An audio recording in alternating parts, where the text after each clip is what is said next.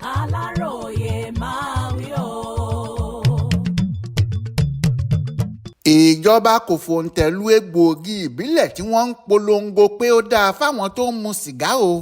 Nafdac pariwo.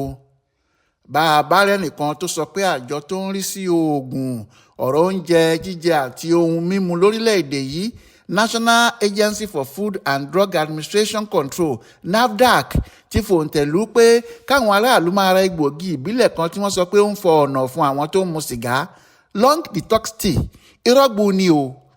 Èyí lọ̀rọ̀ tó jáde lẹ́nu ọ̀gá àgbà àjọ Nafdac, ọ̀jọ̀gbọ́n Mojísọ́lá Adéyẹyè, nípa egbòogi ìbílẹ̀ kan tó wà níta báyìí lásìkò tó ń bá àwọn oníròyìn sọ̀rọ̀ láìpẹ́ yìí. Bẹ́ẹ̀ ò bá gbàgbé, àìpẹ́ yìí náà ni àwọn kan gbé egbòogi ìbílẹ̀ kan tí wọ́n pè ní long detox tea jáde tí wọ́n sọ pé ó ń fọ ọ̀nà fún àwọn tó ń mu sìgá, tí wọ́n sì tún sọ pé àjọ Nafdac ti fòǹtẹ̀ lù pé ó kúnjú òṣùwọ̀n láti lò. Lọ́jọ́ àbámẹ́ta sátidé ọjọ́ 14 oṣù kejìlá ọdún yìí ni ọ̀gá àgbà àjọ náà bá àwọn oníròyìn sọ̀rọ̀ pé kò sóòótọ́ nínú ìròyìn ẹlẹ́jẹ̀ náà. Wọ́n ní Nafdac kò tí ì fòǹtẹ̀ lu oògùn ìbílẹ̀ ọ̀hún rárá nítorí tí àwọn tó ṣe é síta kọ̀ láti dárúkọ irúfẹ́ egbòogi tí wọ́n pò papọ̀ láti ṣe oògùn ọ̀hún síta fáwọn. Àtẹ̀jáde kan tí wọ́n fi síta nípa ìṣẹ̀lẹ̀ ọ̀hún ni wọ́n ti ṣàlàyé báyìí pé kò sóhun tó jọ bẹ́ẹ̀ rárá o, a kò fòǹtẹ̀ lu oògùn ìbílẹ̀ náà. Lóòótọ́ ni wọ́n béèrè pé ká fòǹtẹ̀ lù fáwọn, ṣùgbọ́n wọ́n kùnà láti sọ ohun tí wọ́n pò papọ̀ láti fi ṣoògùn ọ̀hún. Ohun tí wọ́n ń sọ nípa oògùn ìbílẹ̀ náà ni pé ó dáa gidi fáwọn tó ń mu sìgá láti lò nítorí tó máa fọ ọ̀nà fún wọn mọ́ gidi tí kò sì ní sí ìfòyà tàbí ìbẹ̀rù nípa sìgá tí wọ́n mu mọ́.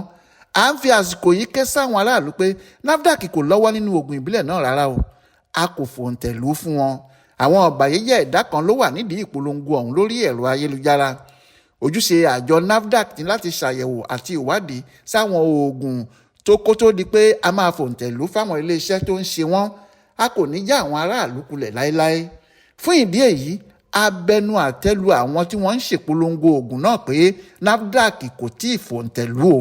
À ń rọ àwọn aráàlú pé kí wọ́n má ṣe ra oògùn yòówù tí òǹtẹ̀ àjọ wa kò bá sí lára ẹ̀ lọ́wọ́ àwọn tó ń ṣe é nítorí ó léwu púpọ̀.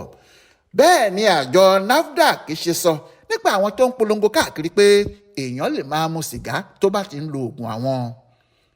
Adéwálé Adéoyè ló ṣàkójọpọ̀ ìròyìn ọ̀hún fún Aláròyé online television.